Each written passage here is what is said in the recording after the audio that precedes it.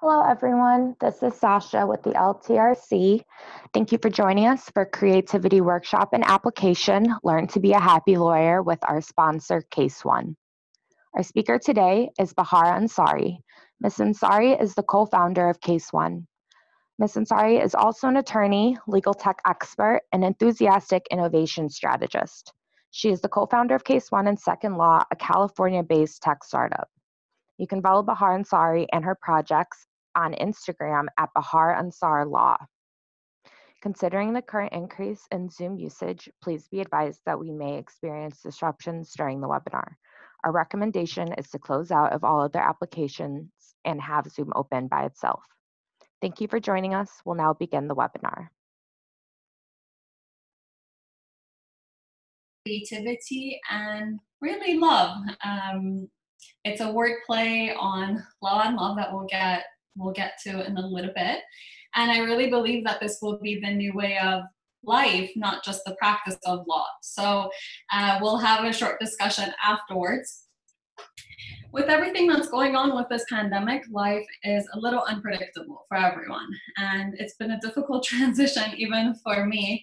Hopefully you guys can share your personal stories at the end of how it's affected you and your practice. But it significantly affected my life as a whole in every way possible. So the standards of productivity and the world that existed before of going to work, sitting in traffic, being in schools, it doesn't exist anymore. We're all home, we're all bound to our computers, and work and life and school and everything about adult or professional or children's lives have changed. So this is a new world that we're gonna live in. So it's important to really think about and understand what kind of a person are you? Looking at this glass, how do you see this glass? Are you a glass half full type of person? Are you a glass half empty type of person? Or are you just a thirsty person who's glad that this is drinkable water? At this stage, I feel that way, just grateful that there is a glass of water with drinkable water inside. Years ago, a friend of mine told me this story, and I'm gonna botch this story because I don't have the full story in front of me, but I'll tell my version and my understanding of it. So there once was a farmer who had a son, and the son was working on the field and he broke his leg. The farmer some horses ran onto the field and ran over the son, and the son broke his leg. The farmer came over and said, "Oh, your son broke his leg. It's such a terrible thing that happened." The farmer says, it's good, bad, who knows, let's see. The other farmer again says some stuff about the horses coming and then being lucky to have these horses. Again, they say, let's wait and see what happens. A few weeks later, a war happens and they come to recruit all boys for war. And the neighbor comes, the son has a broken leg, so they won't take him. The neighbor comes and says, "Oh, that's so great that your son's leg is broken, that he got out of this." So this is just the perspective and shift of the good and bad. And that story has stuck, my version of this story has stuck with me for a really long time, hence this class. There's so much good and bad in the world, and there's so much good and bad that's happening to us in life right now. But it's what we take of it and what we make of it. And granted, it's really changing the practice of law specifically. Laws are really the backbone of society, and people's access to law and courts are extremely important. So looking at this situation in a way that brings not just even positivity, some neutrality to life, that we don't have to label something good or bad. We could be neutral towards it and just use that opportunity to understand what is it that we want to do as attorneys, and how do we want the practice of law to look like in the future. Because really the new reality is, if you want to be happy, you have to work smarter and not harder. And this world, the current world, is supporting you in very unimaginable ways. I've been very surprised to see how fast a lot of companies have adapted and implemented technology immediately after everything happened to go to officeless jobs, and especially in industries that hasn't existed before. Some examples of that are,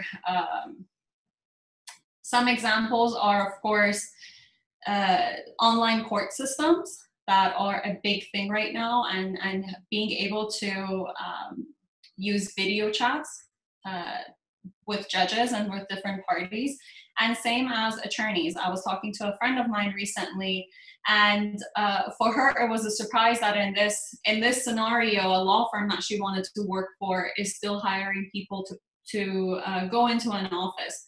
I've been working from home since way before working from home was a thing. I was fortunate enough to have my my immigration firm where it allowed me to do that. But now we'll see how everything goes.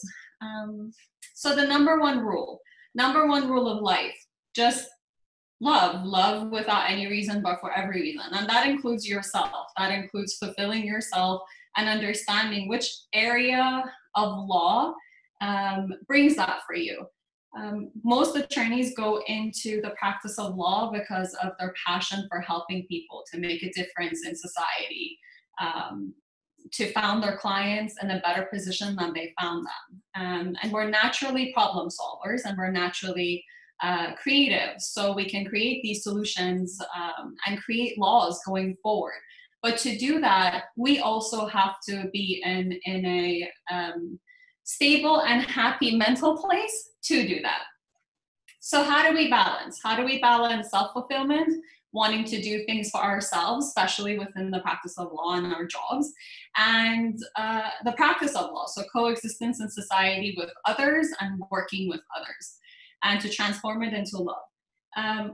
My firm belief is everything we do in our lives, even our being, our bodies and our homes, our family relationships, everything is regulated by laws. You want to get a divorce, that's a contract. If you want to get married, that's a contract. If you want to understand what to do with your assets or finances after you pass, that still has to do with law. So no matter what we do, no matter what anyone does in society, it has some laws sprinkled on it, and there is a huge demand for lawyers. But in the past few years, that balance has not existed. There's not enough of us attorneys to serve enough clients that exist, because everybody needs some sort of legal support.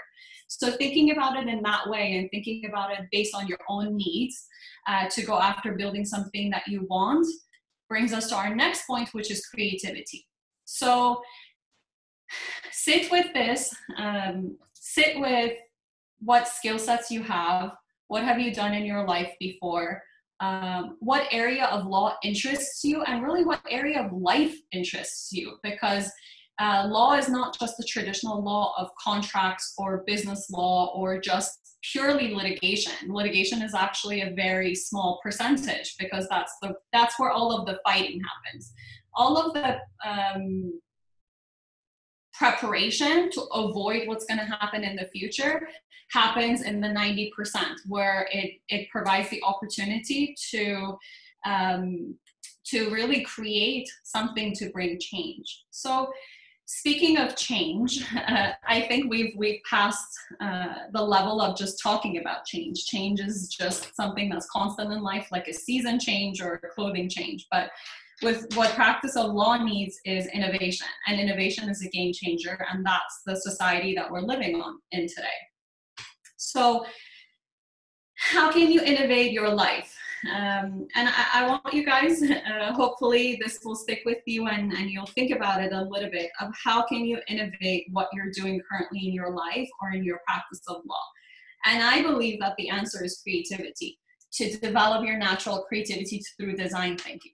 As lawyers, we've already been trained in law school over and over and over again, this IRAC setup. So in law school, I stands for issue, but here I did a wordplay, and I stands for identity.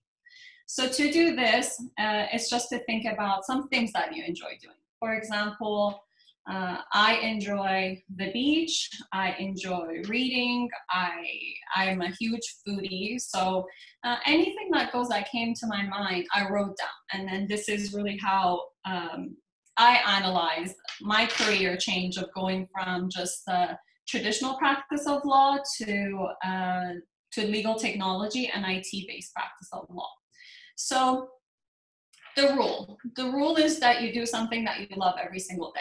So sometimes this is easy to do, especially now with time. Of course, we're not sitting in traffic anymore. We're not going to meetings. There's a lot of our own time that has come back to belong to ourselves. And we decide how to use this time. So the rule is do something you love every single day. Now we get to analysis. So the analysis is just you apply the rule and you do something from your list that you love every day. The way I did this, when I went through this list and I wrote some of my personal things that I enjoy, it was really eye-opening because it didn't match what I thought I should be doing as a lawyer or as a business owner or whatever in life. I had these goals that I have to have, but it wasn't in service of my own self-fulfillment. So when I looked at my list, for example, the beach or reading, I understood that being in a traditional office environment, which I was doing my first couple of years of practice, it wasn't conducive to my personality type. So I was waking up at 5 a.m. and driving all over California to different courts, and I was doing defense work. And of course, I wasn't a natural litigator. I was a natural peacekeeper, so I settled most of my cases fairly. And when I understood that this traditional practice wasn't fit for me, I started looking into technology to provide me this pathway into an alternate way of practicing life. So I got to a point where now with just my phone, iPad, or laptop, I can really work from anywhere. And that's where the whole working from the beach came into play. I could certainly take my phone and go on a weekday and be at the beach and take all of my phone calls, take all of my meetings, and be able to check on my staff or even my cases and clients. So this one is an interesting exercise to do. So if you apply the rule and you have this list, then the answer will be yes, you can be happy and creative. If not, then all of us have some of these days that we just feel that way. So why do I have to do this? This is an interesting question. If somebody's why isn't for themselves and their why is for other people and wanting to contribute, this is the reason. There is no single player mode in society. We all work together, we all hang out together, we're family, we're friends. There's a lot of personal relationships that are affected directly by what we do and how we look at our career and how we want to build our life based on the list from the last slide. So work-life balance is extremely important. It's important to keep in mind that if you can create this alternate work structure for yourself, where you work to share your happiness, then it's gonna bring more of an impact on the people that you're working with. So for example, I take myself. With my litigation job, I loved working with clients. I enjoyed that part. I enjoyed helping people. I enjoyed problem solving. So that was my favorite part of my work. But I didn't enjoy the full structure of doing litigation in that type of practice area. And that means I didn't invest as much time or as much energy into doing what I wanted to do. And I had this full wall of separation between what I did for work and what I did for life. And that was my biggest inspiration to find a way to merge what I do and to find a way to merge what I enjoy in a new way of practicing law. And I realized that by doing that, I was offering more to my clients and I was getting a lot better feedback in terms of what I was doing for them, and I was more happy with my own results. And there's always going to be people who need what you have to offer exactly the way you have to offer it. So the practice of law is a little different from technology, in a way that in technology, when you launch a product, you're always testing. You're always putting something out, testing, and making adjustments based on feedback. And in this case, it's similar, but the feedback is not direct verbal feedback that I need this, add this. It's kind of you using your own creativity and you using your judgments that you do in your everyday practice of law to understand where is a need in the marketplace, because you know the law best, you know what's capable of change in the law, and offering that without your own judgment or without stopping yourself, and then grow based on what your clients tell you and how they come to you and how satisfied you are and how satisfied they are from the services. So the sweet spot is when work just crosses over into your life a little bit. And that means in order to fulfill yourself, you have to mix in a little bit of your life with your work life, which should be easy in this day and age. So be brave enough to do what's best for you. Not everyone may agree sometimes what's best for you, but only you know what's best. It's a really big decision to think about changing careers. And some of us at this stage, with the pandemic and a lot of lost jobs or companies having gone out of business, we don't have this choice. We have this opportunity, right? We have this opportunity to do what's best for us and create a new life in this new world. So dream big. I can't stress this enough, to dream big. And by dreaming big, I don't mean this unrealistic, like I want to live on a moon and have, raining gold, but to have a dream of what you can achieve, what's actually realistic that you can achieve. Now, dreaming in this love world and in our lawyer world is to think about what areas of law are ripe for automation, and how do we choose this area that's fit for us. When I first started, I started with immigration. And in the immigration practice of law, there's a lot of client relations, but there's also a lot of forms and back and forth document exchange. And we were using either myself or our human staff to do this, to constantly email back and forth. And there was a lot of confidential information being exchanged just back and forth on emails. When I thought through the scenario, I understood that not only I thought through it, but I also started analyzing and recording data. For example, how much of my day, how many hours of my day I was actually spending on talking to clients, how much of my day I was drafting forms. And I had to do that because in immigration, we were flat fee basis. It's easier to do this when you're on billable hours. And we all know that after a while, the billable hours doesn't really represent the value of the work, nor does it really represent the amount of time it took, because you get better and faster and as an attorney as time goes by. So back to my list, I recorded all of this data, and from this data, I understood where I was spending a chunk of my time on. And this chunk of my time where I wasn't happy spending it on were a lot of forms and templates. There's so many softwares out there that are just form and template automation tools, and you only use them to auto-populate forms and documents. So that wasn't really the only solution that I needed, because there were other things in the process, for example, the exchange of documents with the clients, that also needed to be done in a more efficient way. So the platform that I dreamt of, that we ended up launching, was a case management platform with a built-in client portal, like a secure client portal for clients to log in, to exchange documents, to add forms, to take tasks, to answer any questions. So that's really the office space. Think of the portal as your front office. And that's where the clients come, that's where the secretaries are, that's where all of the assistants live. So most of the front-facing work with the clients was resolved through the portal.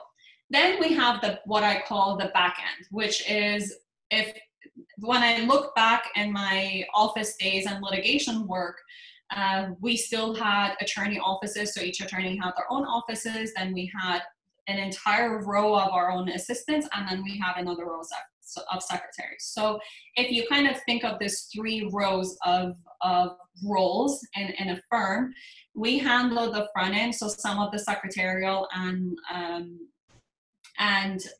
clerical tasks could be transferred to the portal to be handled by chatbots and other tools.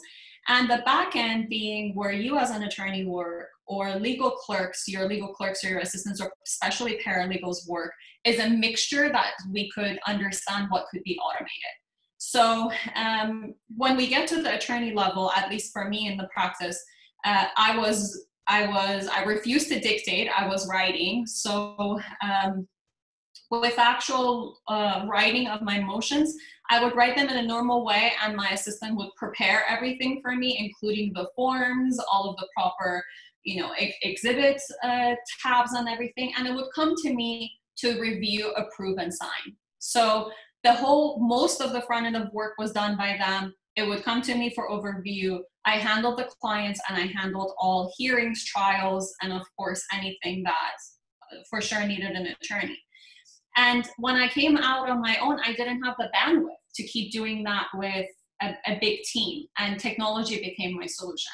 That's the solution that I dreamt of to implement for my own life. But the biggest lesson that I learned was that perfection is the enemy of creativity. And I think the most helpful thing is for me to share some of my failures in the startup that I had, Second Law. And my biggest mistake was to try, to do too much. So there's a saying that says, if you want to do everything, you won't do anything. So for me, I came into it thinking I want to automate the entire immigration area, all of the types of cases that I do. And that's the biggest mistake that I made, because you can't build everything. Like it's like going and getting a custom suit or a dress without any fittings and without any design. Just, I want that, and let him make it for you without any measurements, without trying it on, and the additional changes that have to be made. This is exactly like that. You're making something from scratch, which means you just have to get used to failures, and you just have to get used to this feedback that you have to fix something, you have to add something consistently. And it's hard to do that if you're the type of person who doesn't take criticism well. I sometimes suffer from that, but it's something that has to be adjusted in this world, because there is no perfection. And you start small. So the biggest thing is not to be a perfectionist. Have an idea and start just researching it, understanding what could be, and picking something small to test, and be honest about testing it. You can be honest with your clients and say, I have designed this new platform that I want to test with you. If you will be my first, I will give you some discount or something. Or even just the fact that you trust them. Like in the beginning, I tried to choose some tech savvy clients to put through the system and ask them to give me feedback, to give me their professional feedback, because they understood technology much more than I did. I am a lawyer by trade after all. So creativity. I still think that lawyers have already gone through this training in law school to think creatively. We think creatively to create new laws. I mean, and we're risk takers. Going to court means we have a 50% chance of winning, and we still go and we still fight hard. So we're brave and we're creative. But kids really have limitless creativity. I watched this TED Talk a while back, and the guy asked his 6-year-old niece, what can you do with a paperclip? And he asked the same question from the audience, and the audience had maybe 3, 4, 5 responses, like just clip papers, open it to open a door key, and some other examples. And he asked the 6-year-old, and the 6-year-old volunteered more than 200 responses. And the difference between a 6-year-old's responses and the rest of us was she just blurted it out. Like, you can make a ship, you can make a boat, you can make a door, you can make a camera, you can make a phone. And I'm adding some stuff, but she just went on and on. And the difference is she didn't let her judgment stop what she was saying. She came up with all of these ideas and dreams, and you figure out later how to accomplish it. We figure out the what first, and then we figure out the how. And kids don't really have to think about the how, right? They just ask you for something, or they just tell you they have something and leave that problem to the parents to figure out how to give the kid what they want. And that's a really good lesson and a takeaway from this, to think the same way. So how have their first graders adapted to this post-pandemic world? What have they done that we could learn about? I have kids in my family, and they're all doing Zoom school. They have really interesting schedules. Of course, the parents have a lot more work to do, because you not only have to sit there and watch your child be on Zoom, but you're now responsible for doing all of their assignments and homeworks with them. But for them, it's not a big change in life. Like, now it's Zoom, and they're still figuring out a way to live and hang out and deal with the social distancing and not being around other kids. So the next most important thing, and this is something, again, one of my fails that I lacked, was in myself. And when I first launched Second Law and made that mistake of wanting to do everything and try to do everything, and when not everything worked, I started to doubt myself, and I started to doubt my personal capabilities. And you can't do that. If you want the idea to work, you have to be the only believer and the first believer, and believe in yourself and your idea enough to keep moving forward. Remember everything that I said about criticism and feedback? That's all that there is. Feedback. It's a feedback loop for you to adjust what you're doing, what your product is doing, and how it can be better for you to grow, if you have that goal to grow. And it's important to be curious, to explore not just your what, but also all of your whys and hows. And when you come up with all of these ideas, use the process of elimination. Once you come up with all of the ideas and you start thinking through what you would like to do, then you use the process of elimination to see which one works for you. And laugh in the face of no. I've had so many doors shut on my face. I have heard no more times than I can count anymore. And it gets hard. It gets hard to stay motivated when you hear no and you believe in something that nobody else sees. But it's important to keep believing in what you are capable of and in what you have made for yourself. And having this brave heart will help you create the extraordinary life that you're looking for. The second thing is to inspire. And this inspiring other people with your idea is extremely important. We've, as lawyers, we've been trained to be persuasive talkers. So this comes in handy in this setup. So inspiring not just clients or future users, but also inspiring your team, and being a good leader for your team is extremely important. The second sign, so after you convince yourself that it's a good idea and come up with your idea, and after you believe, it's important to get feedback from people you trust who have this skill set and knowledge and understanding in that area. I went on a hunt last year, and I started sending messages to a lot of attorneys on LinkedIn, just to get to know what the issues are. For example, my goal and what I wanted feedback on was in legal IT world, and I reached out to legal operations managers and general counsels of Fortune 500 companies to understand what issues they were facing. What did they like from their outside firms? And I shared my ideas just to get feedback. Not selling, not trying to get this big client before I'm ready, none of that. Just to understand, like in your practice, in your company, how do things work, and give me your idea, give me your feedback. And I've done the same with the team. So it's important to be inspired by people and to be able to inspire them. Because at the end of the day, wealth is human capital plus know-how. None of our businesses would run without a human being, whether it's you or your staff. And your know-how, teaching that know-how to your people is the biggest investment that you will make. So having a good team who are inspired, who also believe and see your idea is important, because these are your representatives who are communicating these messages to other people. So if in my firm, I have an employee who doesn't like or want to use our technology, this employee will never be able to convince somebody else, meaning my client, that this is for the client's best interest to use the technology this way. And at the end, just create your idea. I came from no tech background. I'm good with my iPhone, but I'm not a tech savvy person.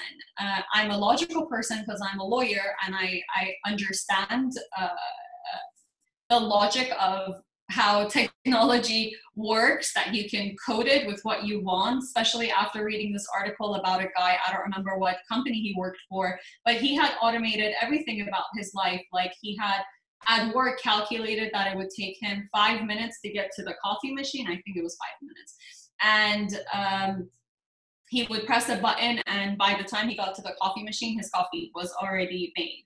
Or he had programmed his phone that after a certain time at the end of the day, if he hadn't left the office, for his phone to automatically text his wife to tell his wife that he'll be home late so he doesn't get in trouble. So there's many ways that this creativity can come into play. So, field of dreams. If you build it, you will come. I remember watching this movie as a child, and recently I've seen images of it. So it seemed like a right slide to include, because most of the time when we go into a business, we're thinking of going into the business with a focus on revenue, or with the focus on what we will get out of this, and it's an exchange for our time, right? But in this case, if you build your own small, tiny law firm, like think of it as a micro business. If you build your own tiny micro business on this, there are people who will need these services. For example, I was recently talking with an estate planning attorney that we were working with, and we discussed the idea of how useful a HIPAA authorization form would be for people to be able to fill out and download with everything that's happening now, or even a will or a healthcare directive. There were no law firms open. You can't go to a legal office to check what's happening, to sign these forms, to even get advice. So to bring this and make it available for people wherever they are to be able to understand, like, why do I need a HIPAA release form? Because, you know, medical professionals can't release information to non-family members or without this. So most people don't even know this knowledge. I know for me, some of this stuff was new when a friend of mine was teaching me. So that's an example. I have another example of this really interesting attorney who's an immigration attorney who's really using social media to share knowledge. That's all he does. He shares his knowledge for free. It could be that, for example, USCIS field office is closed, or you know, what the new immigration policies would mean for people. And he has a YouTube channel, and he uses TikTok, which is, you know, I think it's for people under 20 something. That's significantly growing. And that's how he's built his firm. He's not doing the traditional advertisement and paying to get clients and targeting clients. He's just sharing his knowledge, and people are coming to him because he's sharing what's important to him to actually bring value to people. So this is an image that my second employee ever, when I first launched one of our old companies, shared with me throughout the times when I was having a really hard time. You know, the startup world is a rough world, and 99 days are challenging and 1 day is amazing, and you see that result. And this image has always stuck in my head about not giving up, because you never know how close you are. So there's a book that someone once recommended me, something about mom advice. When I find it, I will link it. I will link it for you guys. I just thought of that and thought to share. And the whole point of the book is to get feedback from someone who is actually wanting to use your services or is in that market for it. And usually your mom is not that person, because of whatever you show, you're a genius and it's the best idea. So once you go through all of the 4 stages that we talked about, so dreaming it, inspiring, creating, once you go through all of the stages, then you really want to get that feedback. But you really want to get feedback from a lot of people and trust yourself and make up your own mind, because you're the one who has to keep digging and not give up until you get to the diamonds. So I believe this is the new way of life, to love yourself enough to share what's important to you with other people and to enjoy yourself, your life, and work. And this is the new world. We will do both. So my why. My why is supporting the Visionaries of Tomorrow, which is people like you guys, people like you who will have these new ideas to bring new micro businesses, to bring new ways of the practice of law, and to build something that's never been done before. So what will you do after this? You should think about what will inspire you, what is it that you want to share, and brainstorm your what, how, why, maybe even when, and create imaginable or sometimes unimaginable personalized robots to support you with your role. What I learned from technology is that everything is possible. Everything is possible, just from knowing this example of the coffee machine, or the texting, or fully AI-based, therapists exist now, AI-based dentists exist now, AI-based surgeries are happening with machines. So people are using their own imagination to create these big ideas in the world, and there's nothing to stop you from doing it except what we will discuss, which is budget. So we'll get to that in a couple of slides, but you can design an AI solution for today's challenge. Now, I say AI, but just because technology has been really helpful for me, but creativity doesn't end with technology. You can create different ways of the practice of law. For example, with I guess being at home, I can't think of another way of technology unless you're meeting your clients at a park 6 feet apart. But AI really is the future of in any industry, and that's what's moving humanity forward. So what's a legal tech launch process? So what if you actually went through all of these stages and you came down to wanting to do something in this area? I've broken it down based on my experience in 2 stages. The first one is solution design, which incorporates everything from the beginning of the presentation to here. So you want to research and understand the overall picture and goals and create a design. So this is after you've gone through understanding yourself.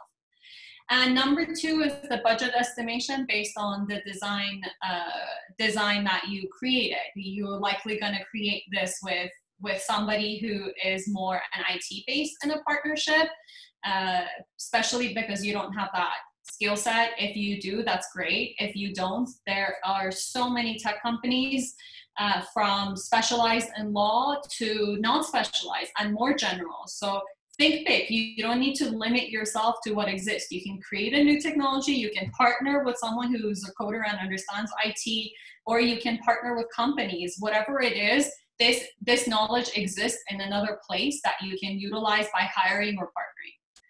The second big point, and this is usually the deterrent, is budget estimation. So how much is this going to cost me to get this business off the ground? And This will vary. This will 100% depend on your design. And this is where it's important to understand what problem you actually want to solve. So when I said if you want to do everything, you won't do anything, that's also because when you want to do everything, the cost goes through the roof. The smaller and the more precise of an area you can focus on, the better. And start building. Tech training is available on demand everywhere now through legal tech companies, our company, everywhere. Even Apple has the stored desk that you can go in and someone can help you. And for right now, with millions of people being out of jobs, you can find tech training online. So if you let go of the first three options of hiring or partnering up or all of that, you can also get tech training and become equipped enough to handle it on your own. It's not difficult. You're already logical thinkers. It's in line with your process already. So dream, believe, inspire, and create, having yourself and love in mind. I will be on Slack. This is from Innovation to Impact is the Slack channel. The slides will be shared. If you have any questions for me, or if you want to understand how I started, learn more about all of my fails, feel free to call me or message me. I myself am going through huge changes in life, huge changes in what I do for a living. So I'm a little passionate about this, and I can certainly relate to you of what you're going through with this change. And we can do this and start from scratch together. I'm going through my own brainstorming sessions with this right now, so we're in the same boat. I do have one short exercise that I want to ask you guys to just think through something. Answer these three questions. First is, how do you spread love and joy? How are you playful? Are you a dancer? Do you like going to the beach? Are you an extrovert? Are you a people person? You know, are you a clown? I don't know. Just write your list, whatever it is. Like, if you like talking to people, just work on that list. Second question is, can you think of some things that made you happy? So for me, I listed it before. For example, it's the beach, it's working out, it's family and friends, it's a lot, reading, writing. So I wrote down all of my hobbies, and the helping for me is what practice of law was, and I was open to a lot of practice areas. So just get as specific or as general as you want, but just start the list and list some activities that make you happy. And this one is a little bit more personal. And this is the way you can think through and survive going into a new world. Everything is changing. I think everything has already changed, and there's no going back to the world the way it existed. We're living in a new world now, and we have to adapt and do things differently. So I hope this presentation was helpful. That is all the time that we'll have for today. I'd like to thank you guys one more time, Case.one, and everyone for attending. Bahar, do you have any last minute words for everyone? Just please do the exercise, and that's it. I'm here to answer any questions. If you need any help or support from me, just message me on Slack, and I'll share my experience. Awesome. Thank you so much again. If anyone is interested in future webinars, you can follow us on Twitter at LTRC. Everyone on this webinar right now is going to receive a follow-up email, and that will just include the presentation and the recording. Thanks, everyone. We'll conclude the webinar now. Bye.